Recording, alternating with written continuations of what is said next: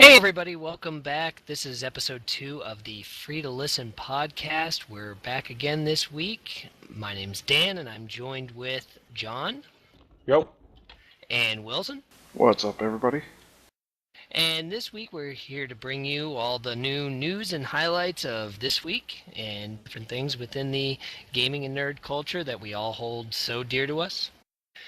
And we'll start things off this week by going through a little bit what we've been, playing and getting caught back up on this week since we all had resolutions last week to try and clean out our catalogs a little bit.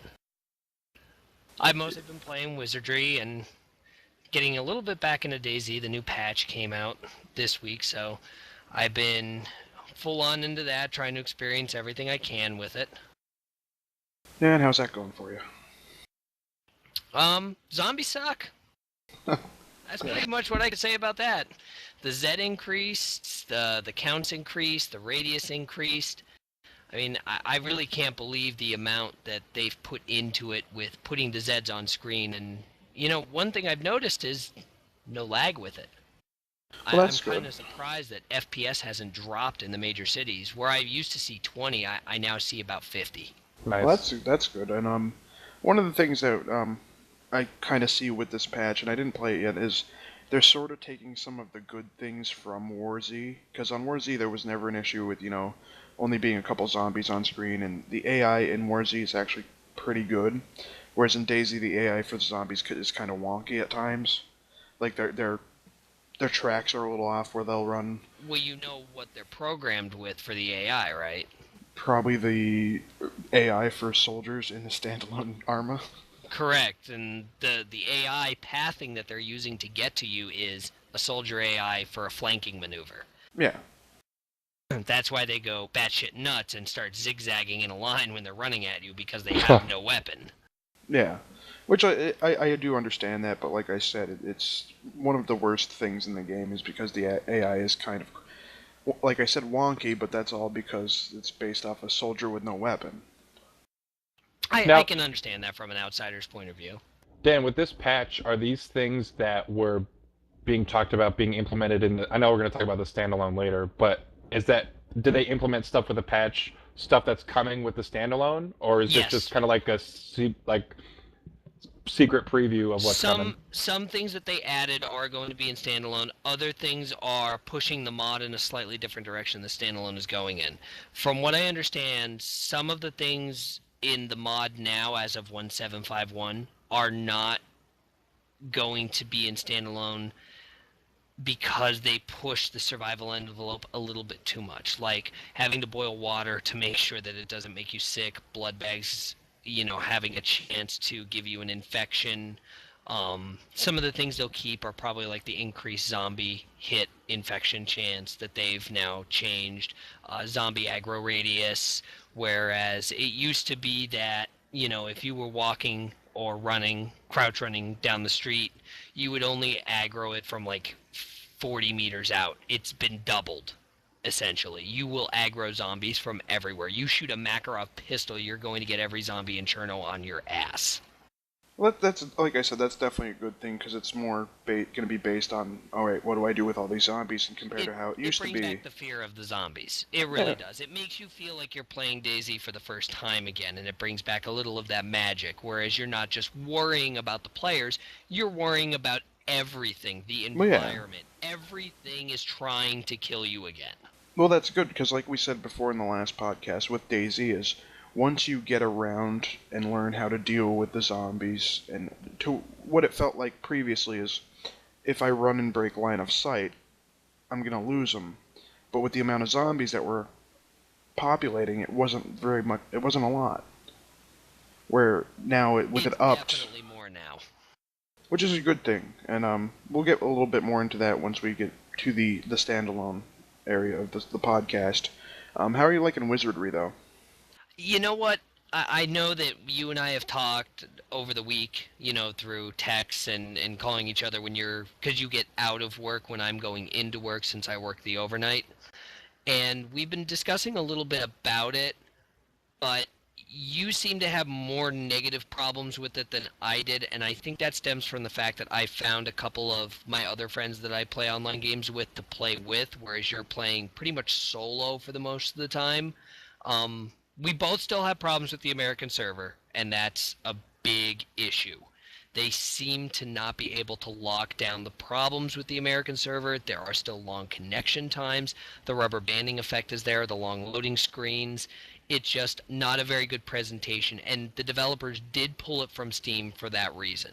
Oh yeah, definitely, and it's Sony Online Entertainment who is they're not the developer, but they have their hand in the bag, and it seems that every MMO that they come out with, even going back to like EverQuest 2, I think the one that was released on the PS2, there was a tons of problems with that game when it launched, and it's always been an ongoing problem whenever Sony has their hand in the bag when it comes to an MMO, where there's glitches, there's server issues. It's always there. And one would think they'd call up Square Enix and ask how it's done properly, since they launched a proper MMO on a Sony console. Yeah. Or any other MMO company out there, because most of them they at least have a decent server architecture where there's not as many issues.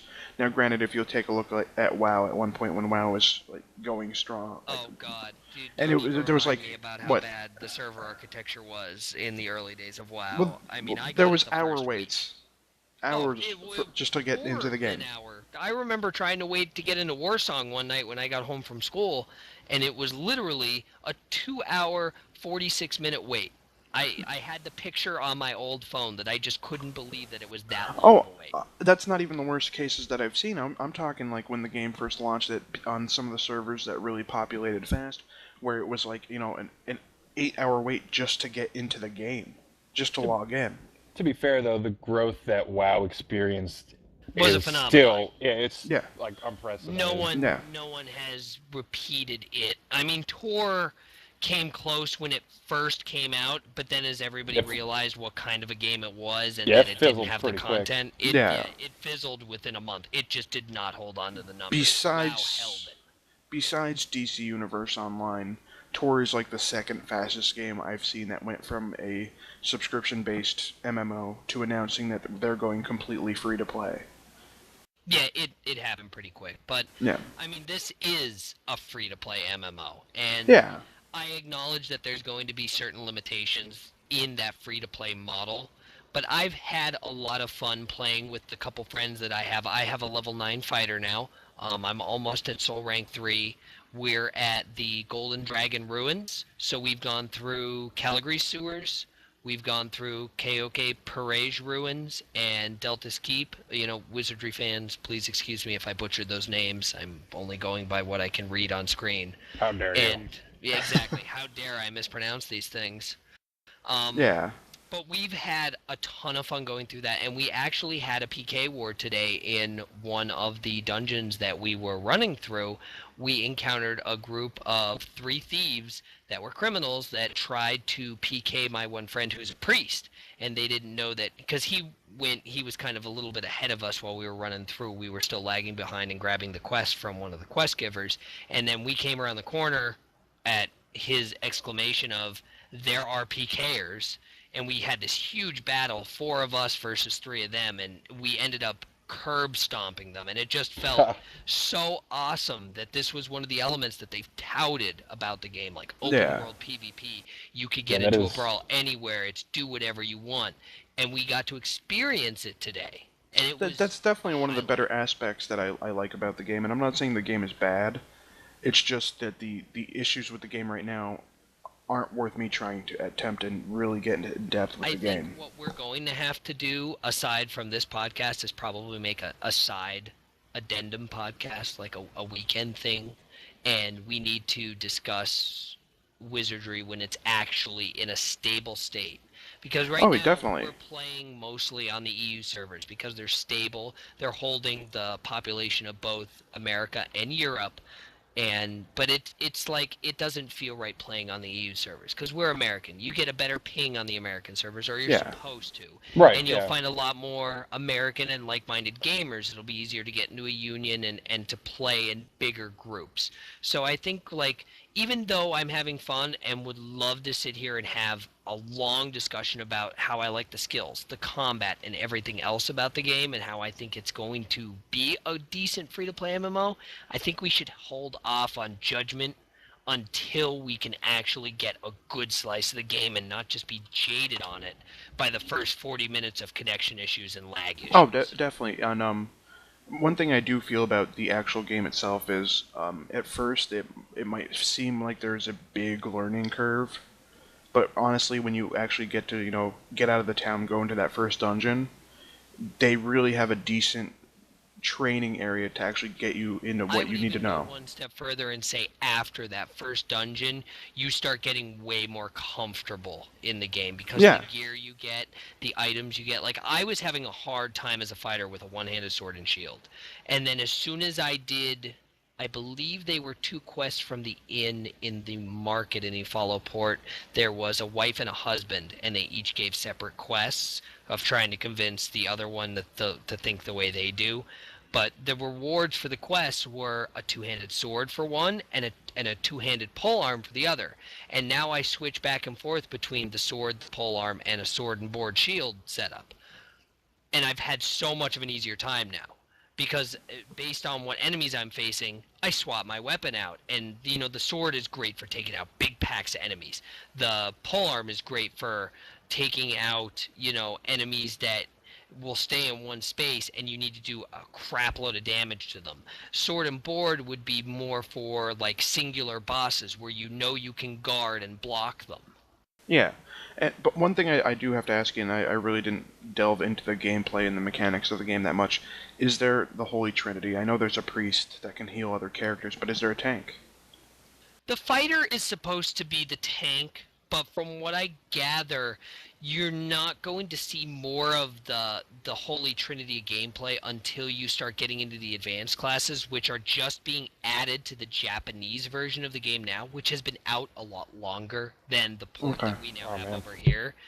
The advanced classes are Lord, Samurai, Ninja, and Bishop. Okay.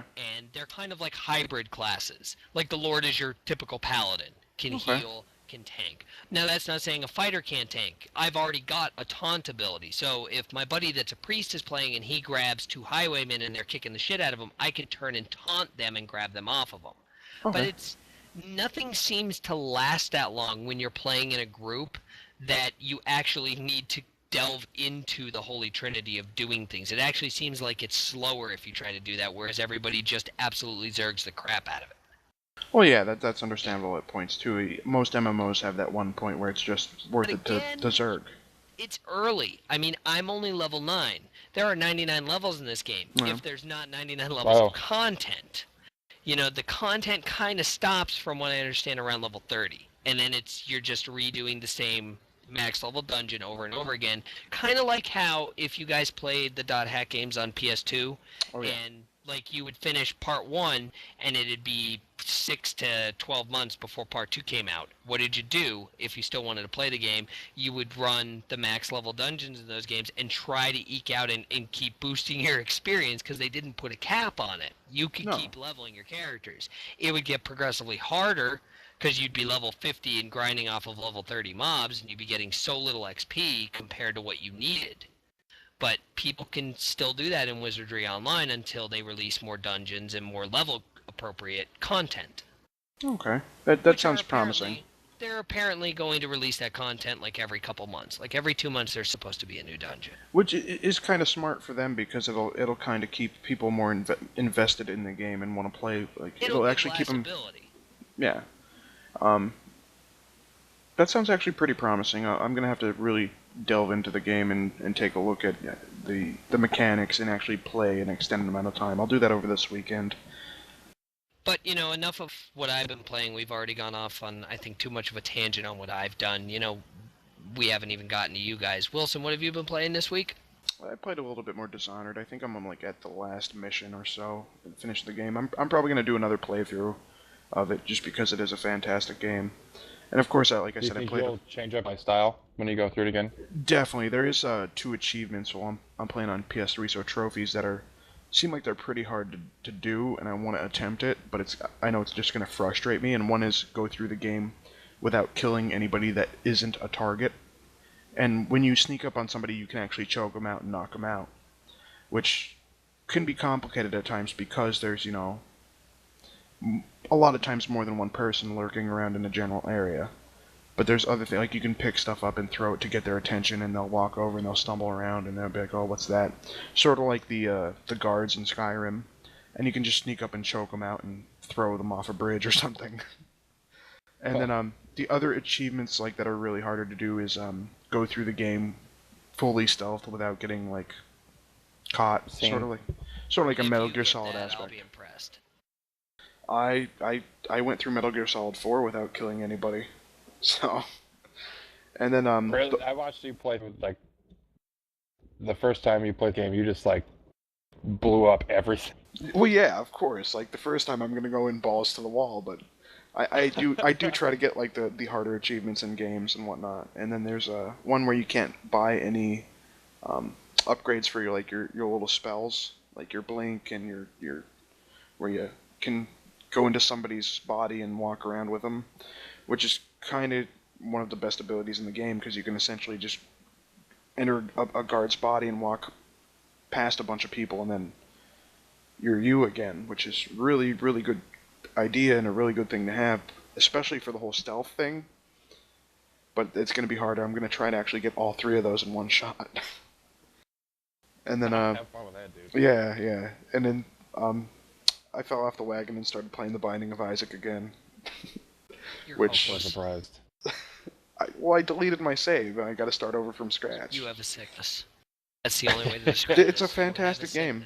It is a fantastic game, and it goes back to my roots with Zelda on the NES. It's a lot similar to that gameplay, like dungeon crawler wise, except for every time you play it's a totally different dungeon, and it's totally different items you're gonna get.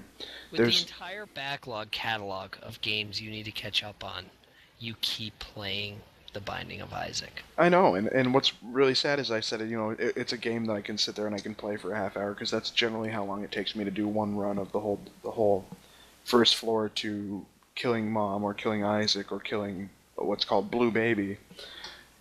But I'll sit there and play it for like 3 or 4 hours straight.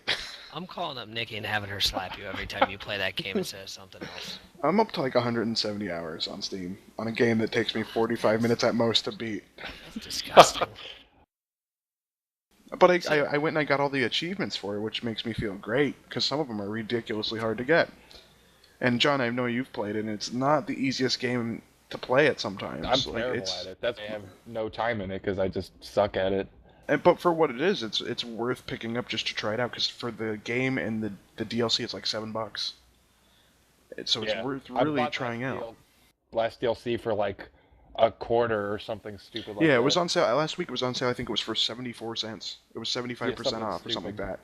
And like I said, Dan, I even think you should pick it up because you're a big Zelda fan, and you can harp on me all you want about me playing this game 170 hours, but you don't know what I'm talking about until you actually try it.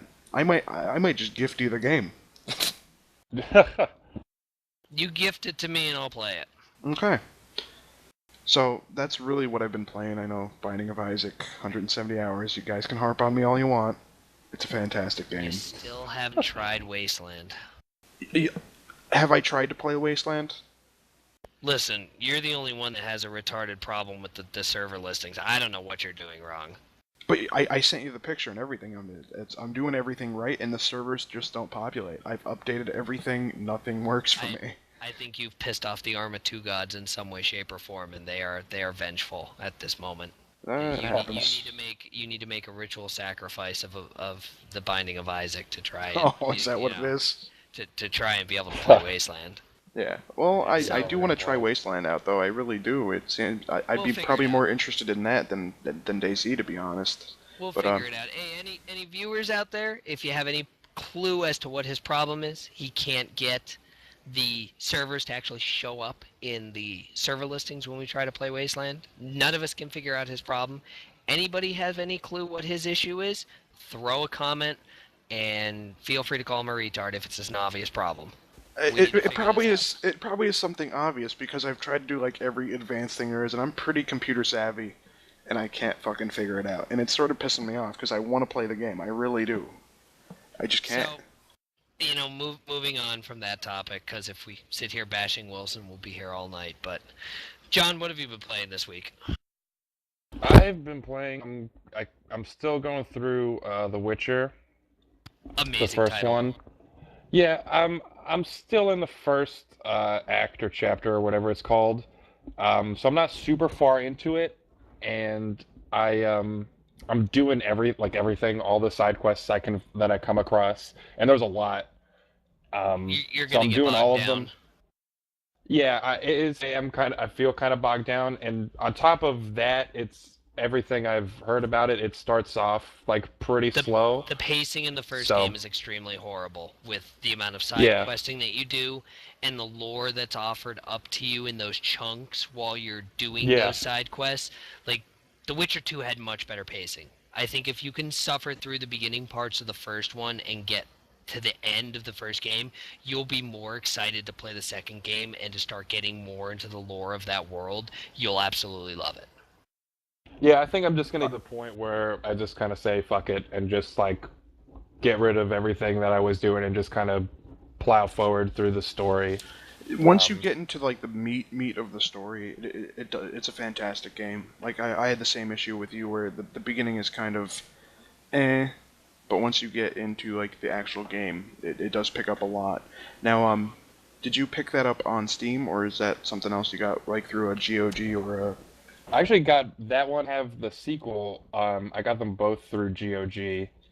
I love GOG. I don't know if you guys. GOG is phenomenal. I've Oh actually yeah. been meaning to pick up a couple games on GOG. I want to pick up Zeus again, and it was one of my favorite titles as a kid. I don't know if you guys ever played any of the Sierra City building games. Oh yeah, definitely. That When I was younger. the genre is completely dead. Like nobody's made any new ones except for obviously Sim City. But Wasn't there a Right. new Age of Empires not too long ago?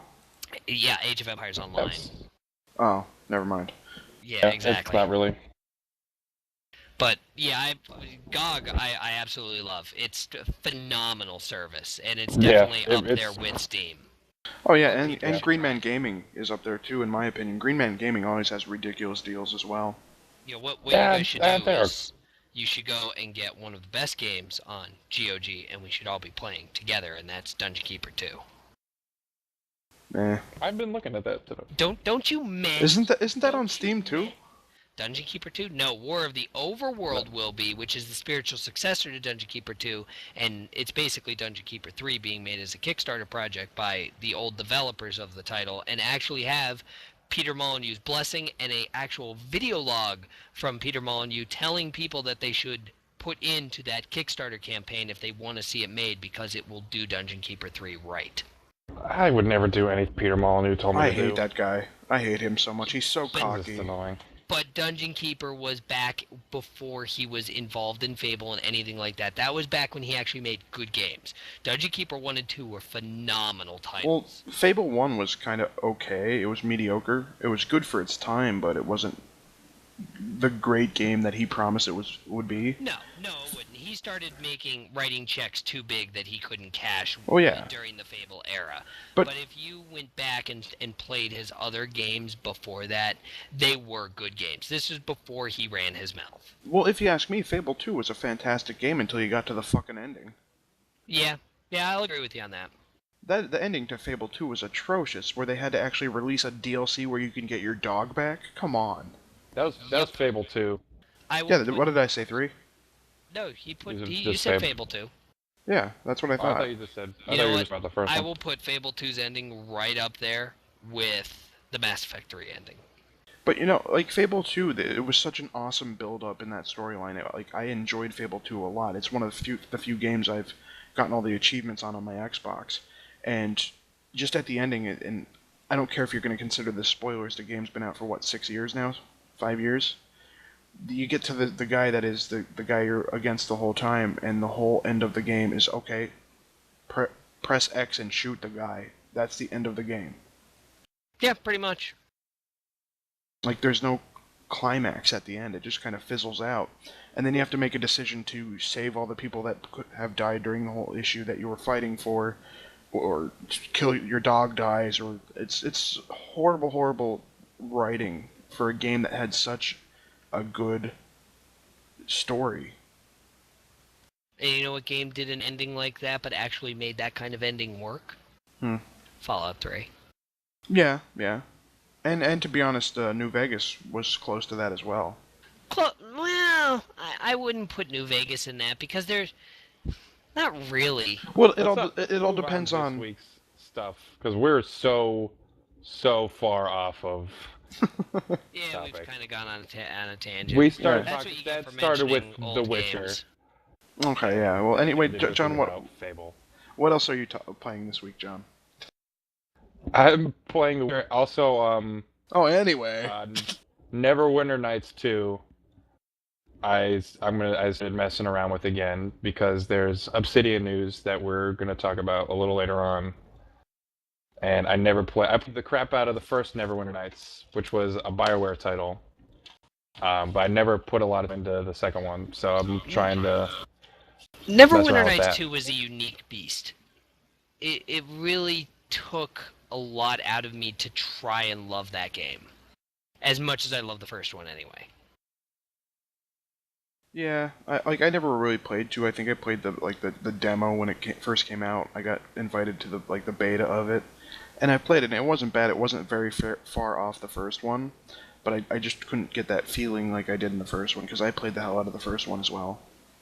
They actually, Yeah. John, you're playing it now, so you'll be able to answer the question. Do they have the DLC in? Well, I mean, back then it was just regular download for mod or mission files or whatever the hell it was. Right. But do they include the campaign where you get to see Arabeth again? Is that in the second one? I don't know. I mean, the one I have on Steam is the Platinum Edition. It comes with 2 of the 3 expansions. I think it was. It comes with a Mask of the Betrayer and another one. I forget. Is it Underdark? Is that the second That was one, or is the that the first first one? Neverwinter. Okay, so that's where you see Arabeth again. My bad. That's, Neverwinter fans, don't crucify me. It's been a long time since I played those games. Yeah, it's all right. Yeah, I'm not super on that game, but I mean, I enjoy the D&D rule set in video games at least. So I'm looking forward to spending some time with it. Okay, and anything else you've been playing, John? No, this week that's about it. Well, you Yeah. mentioned I was through Mass Effect again, but I didn't put any time with it this week. I got stuck. There's one mission in Mass Effect 1 where you have to go on. There's a base on the moon, and for some reason, this is the third time I played through the first one, and every time there's one room where there's like these rocket drones that just kick my ass. Like I don't know I why. remember that. That's to get your advanced class. Yeah, to get your advance, and they just kick my ass. Like I just get sick of it. A just concept put it that never down. made it into any other Mass Effect game ever.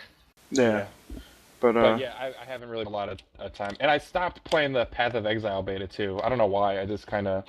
that same thing went for me. I probably put about 10 or 12 hours into it, and it's a quality game, but I just couldn't keep my interest. Too many games, too little time. Yeah, that's what it is. Now, John, you mentioned the Obsidian comment as to why you went back and started playing Neverwinter again. What's the news with Obsidian? Well, Obsidian, I think they released the details of it this week, but anyway, somehow word got out that Obsidian pitched to LucasArts an idea for a new Star Wars RPG that was going to take place between the 2 movie trilogies, between Episode 3 and Episode 4.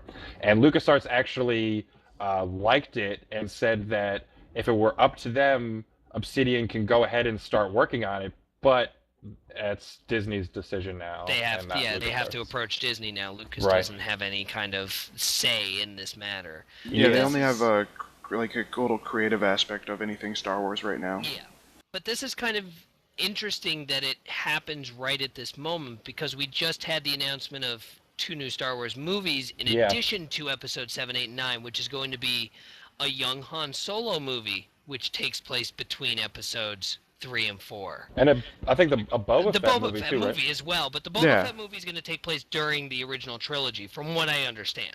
Okay.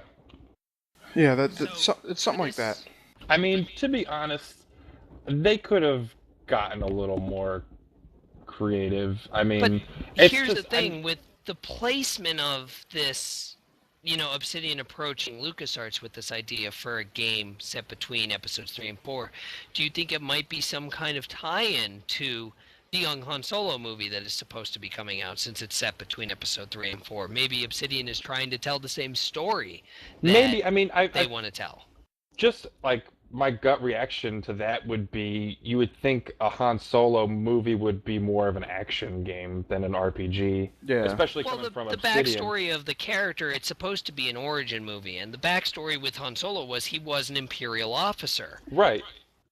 Didn't he like free Chewie? The only reason he left the Imperials is because he hated the treatment of the Wookiees, and he freed Chewie. Chewie owed him the life debt, and they went into the life of smuggling. I think it'd be an interesting way to tell that story through an RPG, but I think if people like went into it saying like, oh, like this is the video game telling the story of telling Han Solo's origin story, they would expect like kind of a Han Solo gunslinging game and not Yeah. like a Like very more of an FPS, almost like Dark Forces. Not even that. I mean, if you look at 1313, which is coming out, which Yeah. that's an action-oriented game that and follows more mature. Right. follows more of a smuggler's perspective. I mean, the guy Like, that they showed in the really videos. have to emphasize the point that this is like not this isn't something you would want your son, daughter, nephew, niece to be watching you play. No, not this at all. is going to be a more mature Star Wars. This is the criminal underground. This is some shady shit going on down in the bowels of Coruscant where we've never seen before. We've seen No. the Senate, we've seen the Jedi Temple, we've seen the skylights of Coruscant. We've never seen what it looks like It's down basically that the deep. Times Square of Yeah, of I'm the fully planet. expecting that game to be full of hookers, pimps, and space drugs. Oh God, yes. Sounds great. Game of the year. That It's got my vote.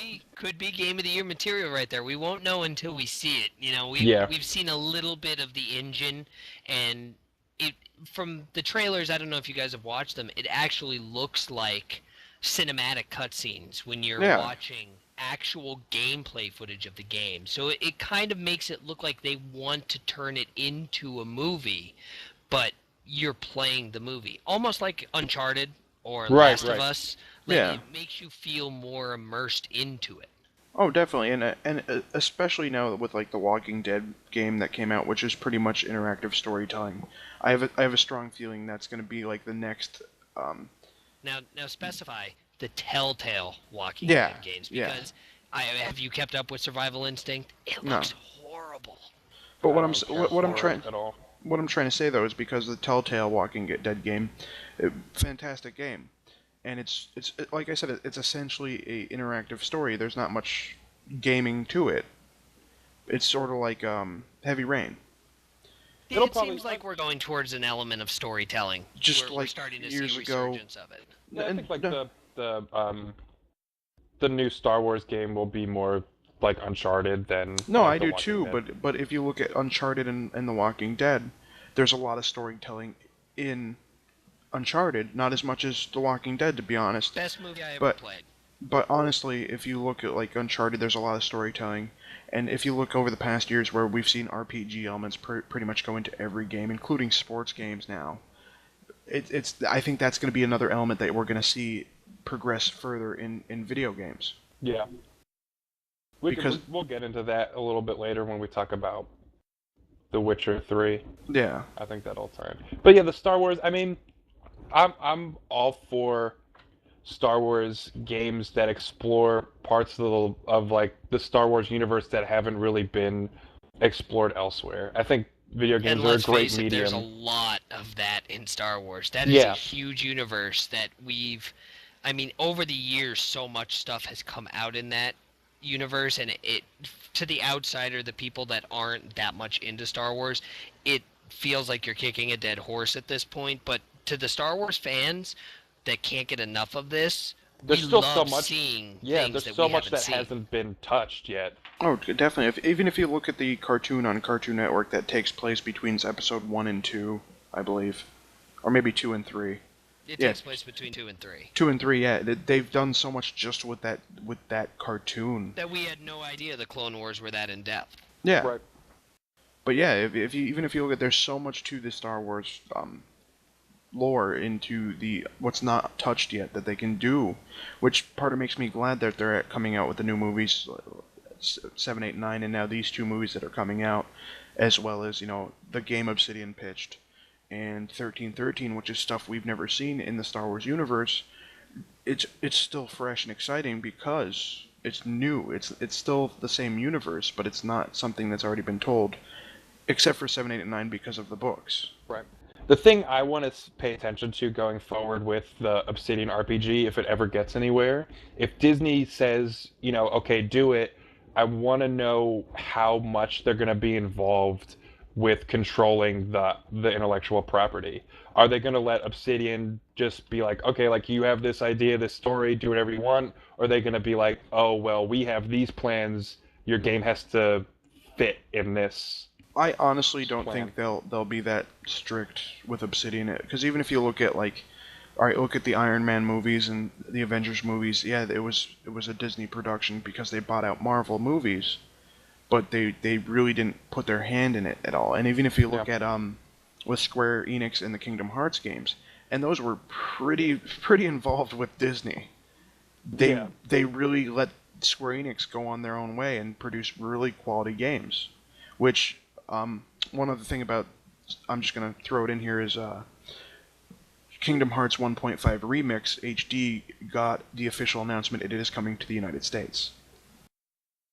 Yeah. Yeah. How many years too late? Give me Kingdom Hearts 3 or nothing. Anyway, That could be said for a lot of titles. Yeah. Yeah, and another thing with that is Star Wars, if they do decide to make a Kingdom Hearts 3, is Star Wars going to be in that universe now? Because it is a Disney... Leia is a Disney princess. Yeah. And at the same time, will they bring in anything from Marvel into that whole umbrella of the Kingdom Hearts franchise? Darth Vader and Iron Man and Sora. Ruined it. You just ruined it. Yeah, I don't want to see It that was now. awesome until that little piece of crap got involved. Yeah. Anyway, I think the bottom line with Disney acquiring Star Wars is that we're going to see so much Star Wars everything. We're going to see, we got 5 movies that are confirmed coming. We have 1313 that's confirmed coming. We're going to see so many Star Wars video games as these movies come out. And 1313 was even confirmed before Disney bought them out. Yeah. That was confirmed, but that game looked very good, and I really hope that Disney keeps their hand out of that bag, which I'm pretty sure they will, because that game looked pretty polished already. Granted, it was most likely just a tech demo of the game, right? But it looks like they know what they're doing already, and they're going to keep it what it was. But we'll really essentially have to wait and see. But with everything Disney has bought up in the last couple of years, like Marvel, really I don't worry about it at all, because they've done a fantastic job with the Avengers, and with Iron Man 2 and Iron Man 3 coming out looks pretty good.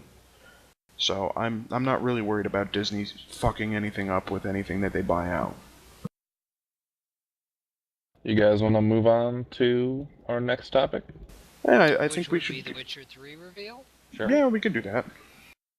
I think the Witcher 3 reveal doesn't really come as much of a surprise to anybody, but I think it definitely opens the door to a discussion about the state of the Western RPG. Oh, definitely. CD Projekt Red definitely tries to take really interesting directions with their games, and isn't afraid to take risks and implement ideas that they think will work well, even if they end up working well or not. They're pretty good about just going with it. And I think a lot of other developers that are big in the Western RPG scene kind of stick to their tried and true methods. People like BioWare, Bethesda, those are the 2 biggest ones that come to mind. Yeah, and one big thing about that, if you look at BioWare, and we'll talk about the whole morality meter and everything, which worked really good with like KOTOR. Yeah, back in the day when it was new. Well, not only that it was new, because even if they had a new KOTOR, essentially they would have to incorporate that same method because it's Star Wars and you have the light and dark side. I mean, they could. I mean, Don't these- forget about limits too on the tech and the engines and everything. That was one of the simplest ways that they could, Right. portray the choices that you make in game. It's not like today where we have, you can actually change an ever-changing world like Skyrim. No, definitely. And another thing is with the whole morality, there has to be a more gray area in it. Like, back then it was either, okay, good option, save the princess, bad option, kill the fucking princess. Yeah. There was no middle ground. That where bitch it's like, should learn not to be in another castle anyway. don't even get me started on that And shit. the thing that always killed me with those decisions, like the good option was like save the princess, and then the bad option was like not only do you kill the princess, but you sexually abuse her and steal all of the money she has on her before And you then leave. go on to kill her whole family and her little Yeah, dog. it was like, Yeah. it was they were so Way extreme. over the top. Yeah, Yeah. like, but there does have to be like a moral gray area, especially in this day and age. And to be honest, even like with how you said with The Witcher and where they innovate and they do try to change the average option right now, is with The Witcher, and I think it's the 3 where your options are going to not really have a moral area, but you get to see what options you chose dictates the ending of the game. Yeah, I And- mean the first. I mean, I obviously didn't finish either 1 or 2, but from what I understand, they the first 2 games kind of work that way, and that's why a lot of people love this series because in a genre where you have good option and bad option, and then neutral option, and then based on how much you pick of those options, you get the good ending, the bad ending, or the boring ending. The Witcher kind of was just like you have option A, B, or C, and then you just kind of get to see how that affects the world around you, rather than just being like, oh, you got +5 good guy points. So, Yeah. I mean, I think The Witcher implementing their way of doing that into a kind of giant Skyrim-style sandbox open world is going to be, I mean, I'm stoked on it. I didn't even finish the first game in the series, and I think that sounds fantastic. Yeah, and it'll be almost like a breath of fresh air to the Western RPG genre right now, because everything has essentially been tweaked better than what it was previously, but there hasn't been a really big change in the genre. Right. Yeah, it's just the same rehashed stuff. And It's I mean, it's essentially the same as MMOs these days. I mean, there Right. really hasn't been a change to that genre because, let's face it, Blizzard dominated that genre for so many years, and everybody tries to copy them because they've made billions of dollars. I think the last earnings report over World of Warcraft is over $12 billion since it came out. that's Ridiculous. insane. So I can understand why, especially with MMOs, that they would try to use that same subscription-based, gameplay-based rehash of WoW. But But with get a slice of that pie, man. who wouldn't? If I had a development company that was focused on MMOs, who wouldn't try? I would try to do it. But for Western RPGs, which it's not subscription-based, you can tweak the games more than what they have been, like The Witcher 3 and the Witcher series in general has done. Yeah, I mean, I think that the good thing about The Witcher, I think The Witcher 1 at least definitely has its flaws, but I think the good thing about the series and CD Projekt Red is that they're a company that isn't afraid to take risks and try new things, but they're also not a no-name indie developer. They're a pretty good studio. They got money to use and throw around, and the products that they And put a out. reputation. Yeah, to they back they, it up. they put out triple A caliber games. They're Oh, not definitely. just putting out, like a 2D isometric like indie RPG that sells for $5 and it's on sale for $2.50. These are like quality titles, and I think Hey, now don't you be dissing Super Meat Boy. No, I'm pretty sure he was dissing The Binding of Isaac. yeah. But Well, that's a possibility. My point is that the more gamers are going to play this, and like The Witcher 2 came out and more people got turned on to the series, The Witcher 3 is going to come out and even more people are going to get turned on, and they're going to be like, Well, why aren't other Western RPGs like Another this? thing, though, that turned people on to The Witcher 2, and this is one of the bigger reasons why it got so strong Those is consoles. because they've released it on consoles. Yeah. And remember, Witcher 1 released alongside Witcher 2 on the consoles. Witcher 1 originally only released on PC. Yeah. So it brought in a bigger audience and finally Right. hit that stride that it needed to start becoming more mainstream. But even like as more people played it, they were saying basically what we're saying now. Like, oh my god, like everything else is stale. It's like Yeah. that episode of Arrested Development where Buster sees what's her name, Marta for the first time, and he's like, I've been dating an old lady. That's exactly what happened when people started getting into the series. They're just Yeah. like, well, we've been playing the same stuff over and over and over again for as long as it's been going on. So hopefully, BioWare and Bethesda or other developers, take note of this and realize, like, wow, like we could try some new stuff and people will like it. Yeah, and I mean, like, companies like BioWare and especially Bethesda, they have a huge fan base already. And BioWare's sort of has been dwindling because they've been on the downhill. Let's be honest here. They've gone downhill from what they used to be. But they still have a large enough community where the people are at least going to try the game and give it a chance. And even if it's a new IP, they would be able to actually possibly generate more revenue over time, because if the game is quality, it can create a whole new series of games which would be even more beneficial for them. Yeah. You'll what? give their whole company a breath of fresh air. Flog me for it, but I really don't care if they use the same formula. Just give me Fallout 4.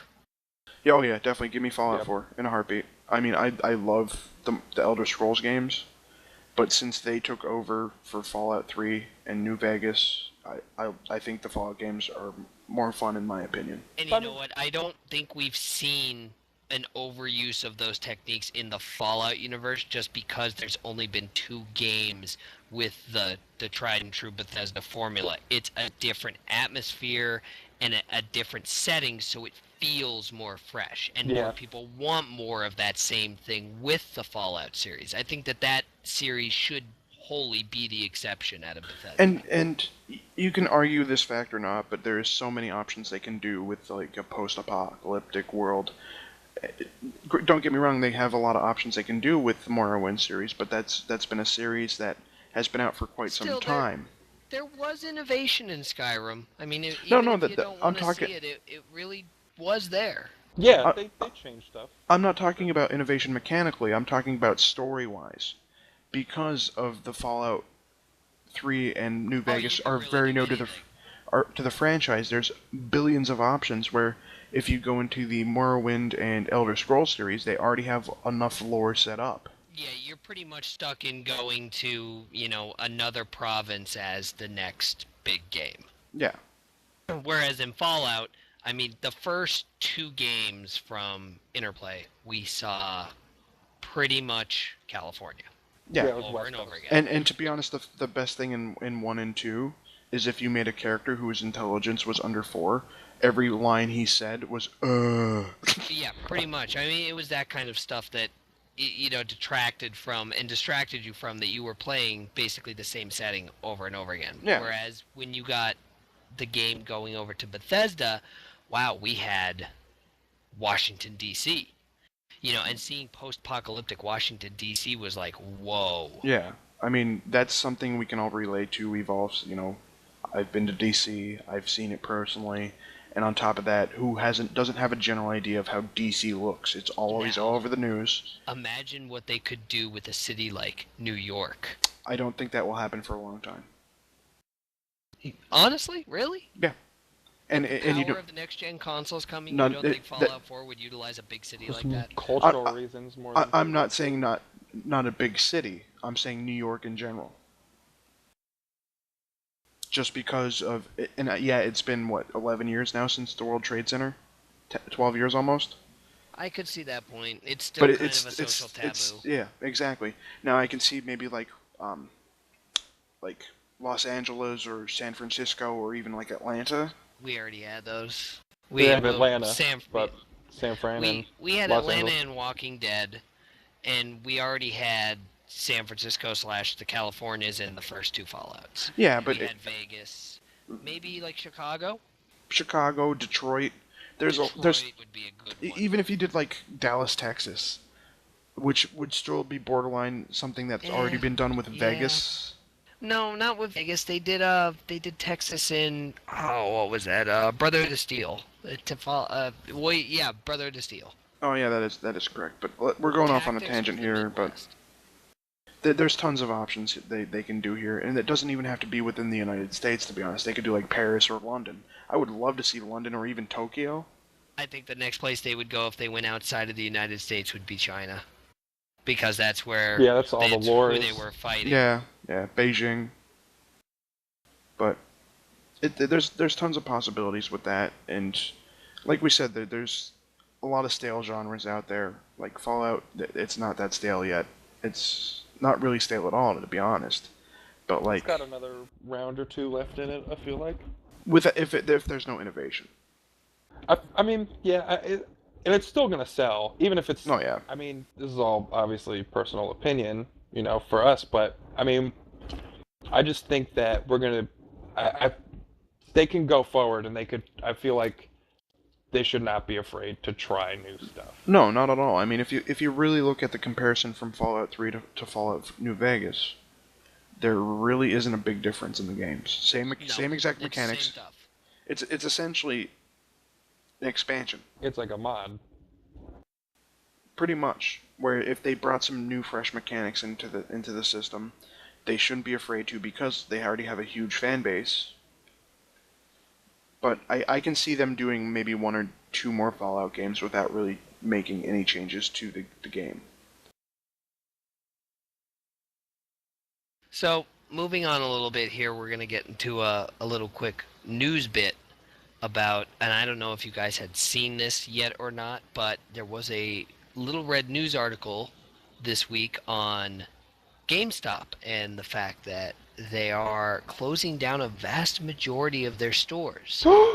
Thank God. I know. Big What, big you guys don't shocker like there. GameStop? Oh, I know. I it's a big fucking shock and utter It's not your awe. favorite place to shop in the mall? no, not at all. And what really gets me in our area specifically, John, you don't live in our area, but you know this There's for a two. fact. There's There's two. one in a mall, and 2 blocks away from the mall there is Yeah, a there's another standalone one. store. Which, don't get me wrong, GameStop, I've never had a personal bad experience. It's kind of annoying when they're asking you every 5 seconds if you want to pre-order it, or would you rather like this game used. And what makes it even funnier is that they'll try to sell you a used game like Madden, or something that you need to buy either a new copy or spend the extra $10 to get the online pass. So it's that all they care about is their money. They're not really looking out for the consumer, which this day and age, the personality of the employees is really taken into effect. The personal service is really big these days with the corporations now, because everything's so readily available online. Where you have Amazon, you have digital downloads, where they go there for this personal experience, or they just don't want to deal with online hassle. But if a company like GameStop is going to treat their employees like just numbers, it's bound to fail these days.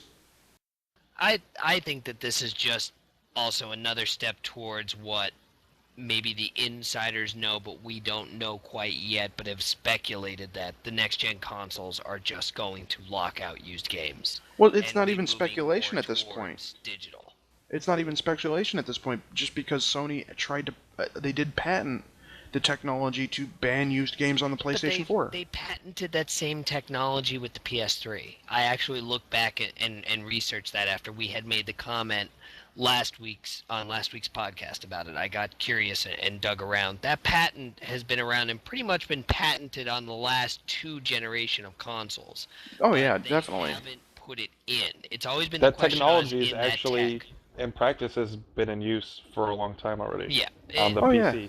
It's Oh, yeah, just, it has. Is it going to be put into the console or not? Have the console companies lost enough money from places like GameStop that they would take this step? And I think if GameStop's closing down a lot of their stores and they've been posting the losses that they have, because people are obviously, a lot of the gaming industry is kind of hitting a lull right now because they're gearing up for the new console releases. it's quite possible that GameStop is in the know that this is coming and they're in trouble. All right, so moving on into the next topic, and probably a big portion of the meat of this podcast that I pushed for because I wanted to talk about it, was we had a video blog this week released by Dean Hall, whose nickname is Rocket, creator of the DayZ mod, and it was the first footage that we've seen of the standalone DayZ game, which, you know, you two, Wilson, you play DayZ, and John, you follow it a little bit because we talk about it a lot, but this was big because we've never seen standalone video footage before. We had no idea what it was going to be like, what it looked like, how it rendered, and this was a big eye-opener. We finally got to see some footage of it. Yeah, I didn't look at the video yet. I mean, I watched. I skipped around through it.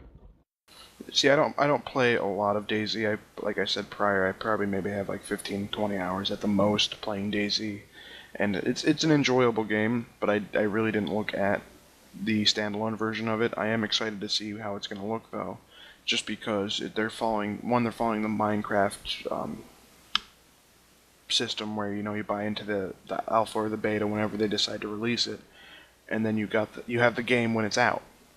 See, I like that idea, and I mean, I'm probably gonna pick it up for like $15 is nothing. It's a good price, I feel. But with Minecraft at least, I don't like where they ended up with it. Yeah, I It could see definitely that. seemed to have gotten to a lull. So Not only that, I don't mean, really play it anymore. So I mean, I don't know.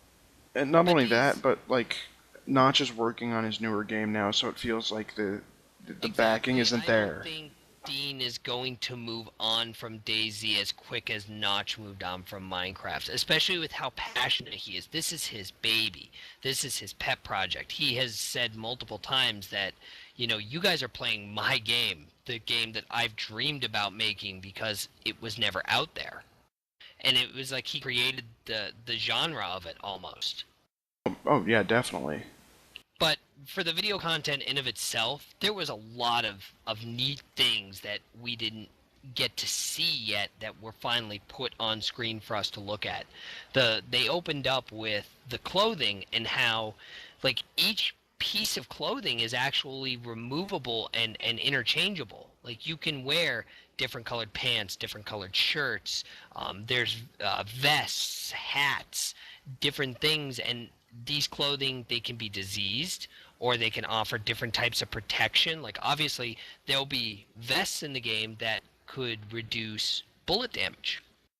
Well, that's kind of cool. Now, one thing I do have a question about it is, are there going to be servers based on in like they'll house servers? Are there going to be developer side servers like an MMO?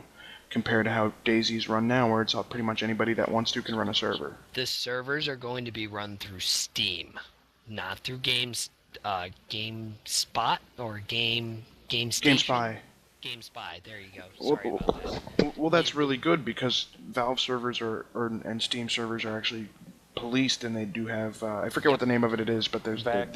the VAC system where you won't Yes, get the meaning we hackers and can shit. finally get rid of BattleEye that is entirely useless. But they are going to be running off of the Steam servers, and eventually you're going to be able to run your own Steam server and have people adminning them that you want. I don't believe that's going to be a feature at launch. People can comment and correct me if I'm wrong, but I don't believe that is one of the launch features. I think they're all going to be pretty much run by Bohemia and Valve to make sure that the foundation release is stable and that everything's working the way it intended. And it's going to be a quite a big release, because another thing that we saw in the video was that it's not just Chernarus anymore. Wilson, I know you're familiar with the other maps that are available to download on DayZ Commander. Vaguely, yeah. I played what was the second one that came out? Linger. Yeah, I played Linger, and that's all I really played is Linger and Chernarus. I know there's a bunch of other maps, but I've never really gotten into One them. of the other maps is a slightly smaller island than Linger. It's, I think, 15 by 15 square kilometers, and it is called Oots. And Oots has an airfield. It has a couple, I think it has 2 or 3 towns. But the neat thing that they've done is they've actually taken Oots and put it off the coast of Chernarus, down by where Skull City Island is, down in that north Okay. southeast corner. They've added the whole island as part of the Chernarus map, and actually added on swamps along the coast, which plays into the whole there are more diseases that you can catch in standalone and need different medications for it. So I would imagine that, you have a swampy area, you might actually catch malaria Or herpes, or herpes, if you're you. the gift that keeps on burning. I'm sure. The biggest thing that they showed, which absolutely I was thumbs up, I loved, was the loot system.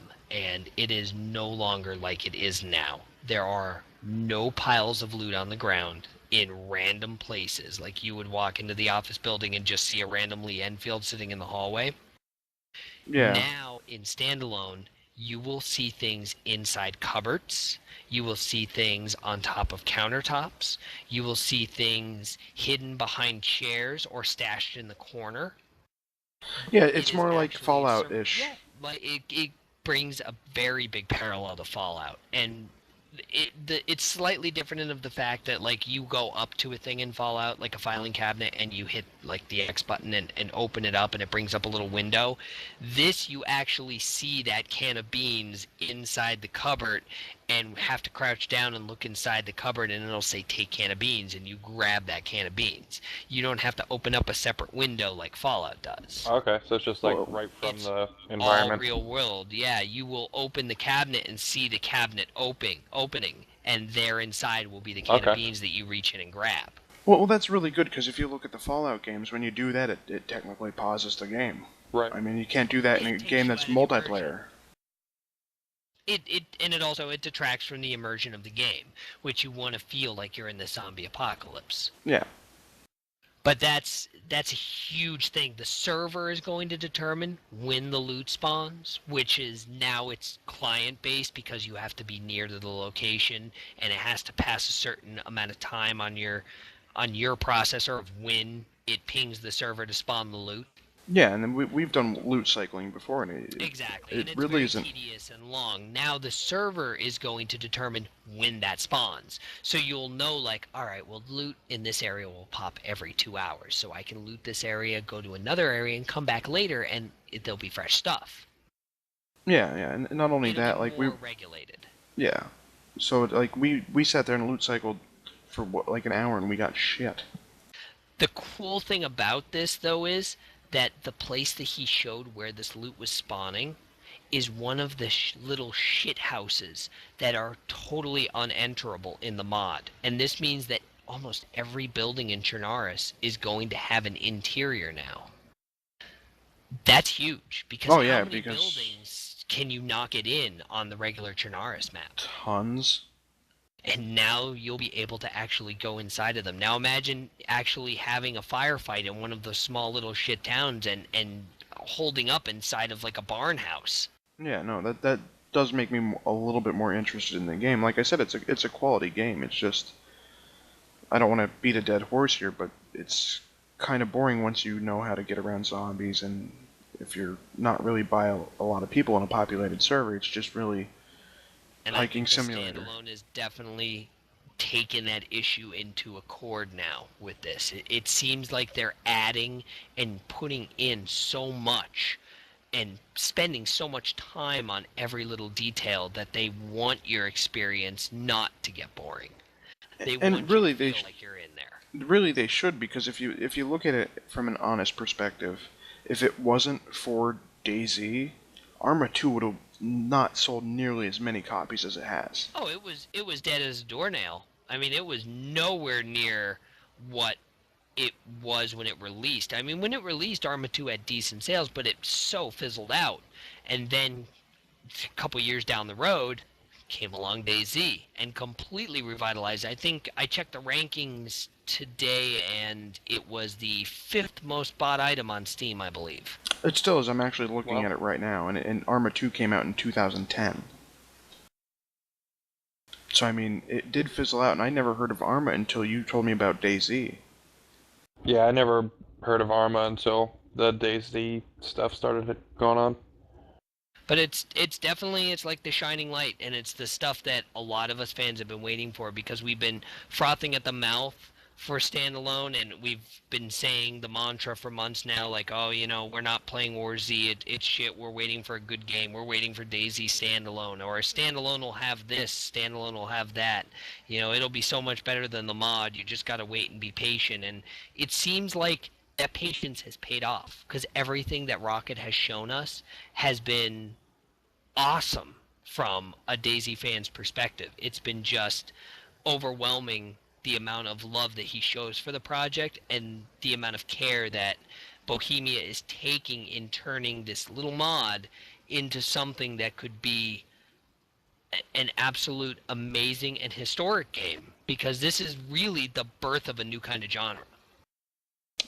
Technically, yeah, you're right. It is a birth of a new kind of genre, and I am interested to see how it pans out, and I think it will pan out pretty well. But it's just a waiting game at this point. Yeah, it really is a waiting game, and we're all going to be patiently waiting on the sidelines to see how this turns out. But I know I, for one, have my fingers crossed, and I haven't been disappointed yet. No, neither have I really. But in an honest perspective, I don't think we're going to see any kind of alpha release where the average player can buy the game and actually get to play what's available until either early next year, at the closest, late this year. See, that's where I disagree with you. I think it's going to be within 2 to 3 months. I hope you're right. I really do. But I hope so too. As long as this closed alpha testing that they've invited the YouTubers and the popular streamers to goes well. Because as far as we know, the closed internal testing is going great. They've had no issues.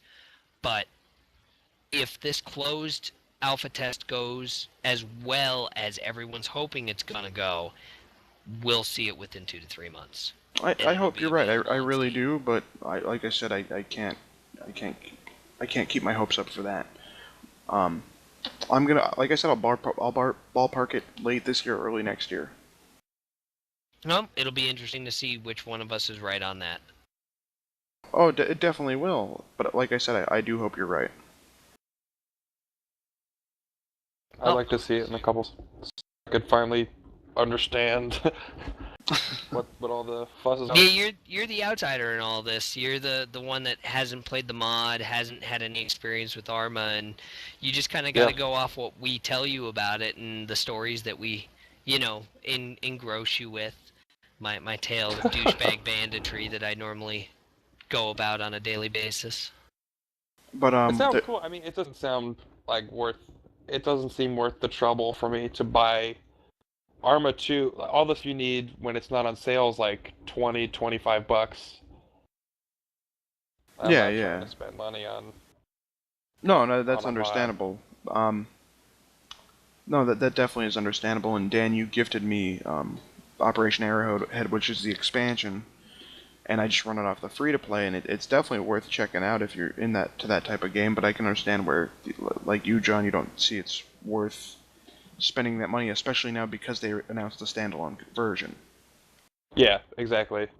Yeah, for your average person that hasn't gotten into DayZ yet, a lot of them are just waiting for standalone at this point because it's not, they don't feel it's worth it. Now, I'm a different proponent of that. I feel that it is worth it to buy Arma 2 because you're getting Arma 2, which is a great game in of itself, and there's tons of other mods out there that don't require you to download anything, that you could just jump right in and play, unless you're Wilson, who has technical difficulties because he could be retarded with the server listings. But it's not me.